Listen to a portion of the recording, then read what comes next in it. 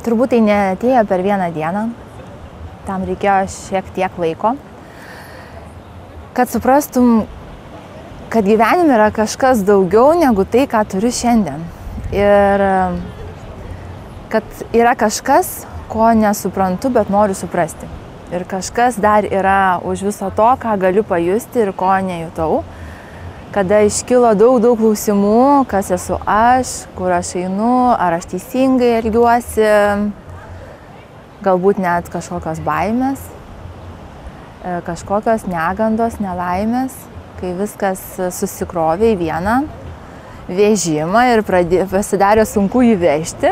Tada vieną dieną kažkaip iš tikrųjų prisėdau prie interneto visiškai iš niekur ir pradėjau tiesiog vesti tokias frazes, maždaug kaip kas esu aš, arba kelionė atrasti save, į save ir taip atėjo šitas kelias.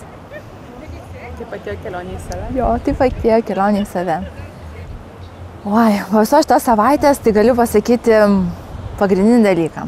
Tikrai man patiko ta frazė ir aš ją tikrai jaučiu. Tai yra tai, kad mes visi ieškom kažkokio palaikymo, tikėjimo Dievu ir aš suvokiu, kad kiekviename žmoguje tas Dievas kažkuria prasme yra ir man visi tapo tokie šilti, tokie geri, taip lengva viskas. Aš rekomenduočiau čia atvykti jau vien dėl to, kad pajusti tą dvasią, tą energiją.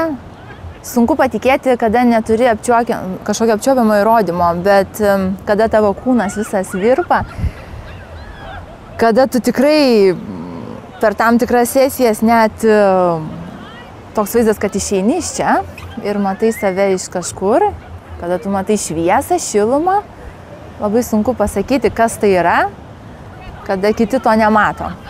Bet kadangi aš tai mačiau, tai aš rekomenduočiau čia. Jeigu yra kažkokių klausimų, problemų, skaudulių, baimių, manau, čia labai daug jų galima atsikratyti.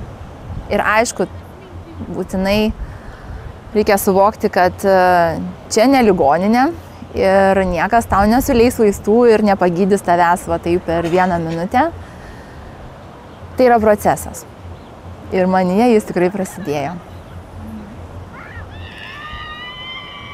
Didžiausią įspūdį iš tikrųjų turbūt paliko moterų energija, kada yra daug moterų ir kada jos sugeba suvaldyti viską aplinkui arba priešingai, kaip pasakius, duoti tiek daug, kada tu vaizdiškai lyg ir matai tiesiog daug moterų, o jutimiškai tu jauti kažką.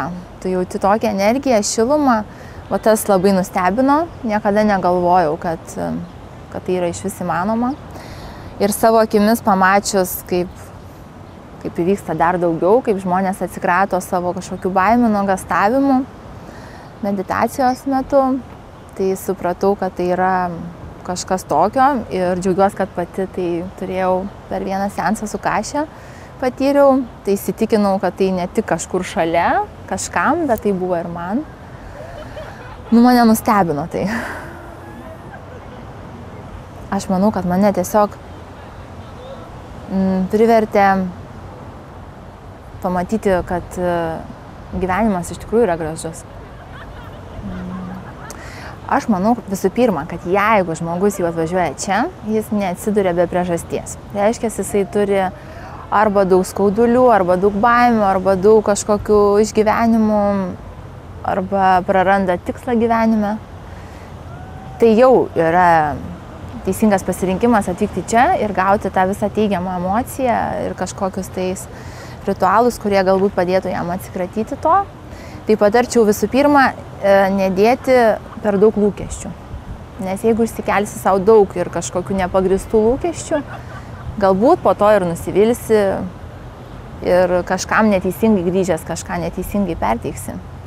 Geriau neturėti lūkesčių, atvažiuoti čia ir išvykti su pilna širdim arba kaip jau ten pasisekė.